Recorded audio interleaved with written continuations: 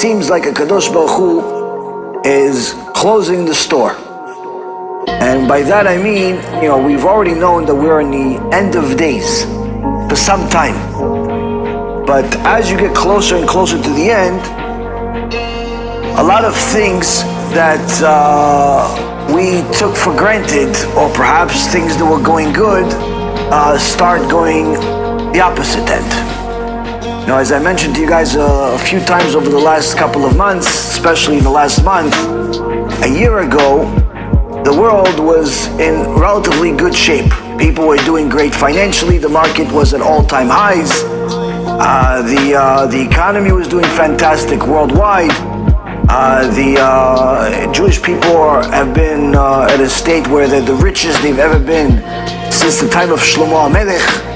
The average Jew is complaining not because he doesn't have money. The average Jew is complaining because he feels like he should have even more.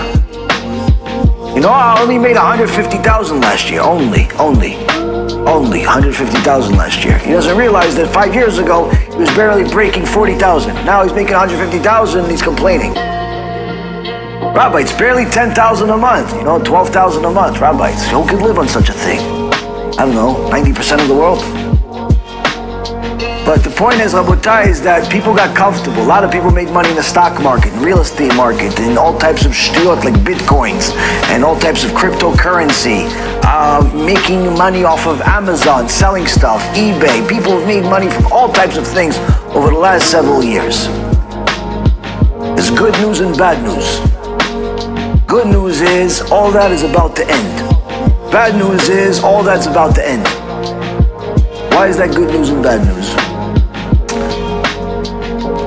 The bad news is because obviously people are going to have to readjust their life. Good news is that this means that we're a little bit closer to Mashiach. Now, that being a little closer to Mashiach is also bad news though, for some people, if you're not ready.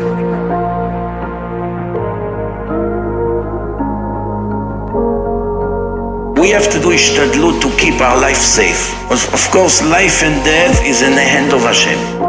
However, although life and death is in the hand of Hashem, a person can bring death on himself by his choices, even though it wasn't Hashem's plan.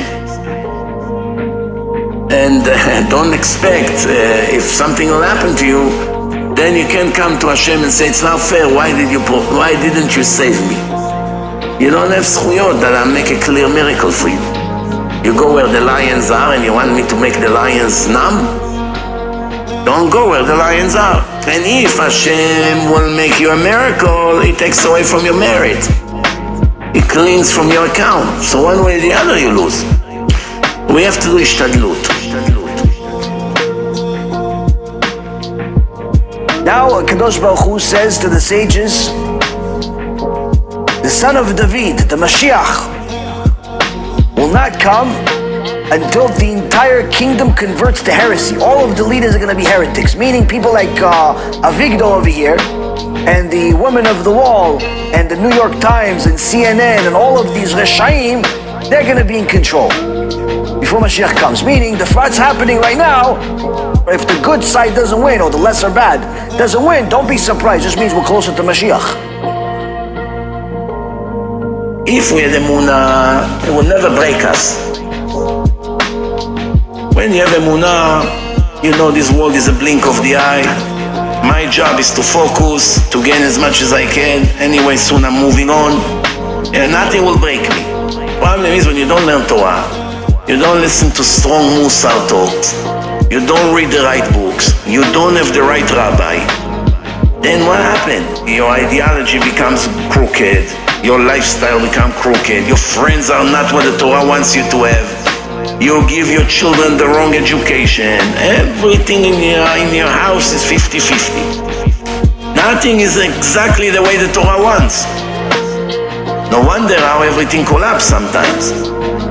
But if you have emunah, nothing breaks you. Be'ezrat Hashem, more and more people choose the right thing to do, because that's what the Gemara says to us. Rabbi Eliezer ben Hokanus says to us, what is it going to be that's going to save us from the Chavle Mashiach, from the birth pangs of Mashiach? It says Torah and Gemilut Chasadim.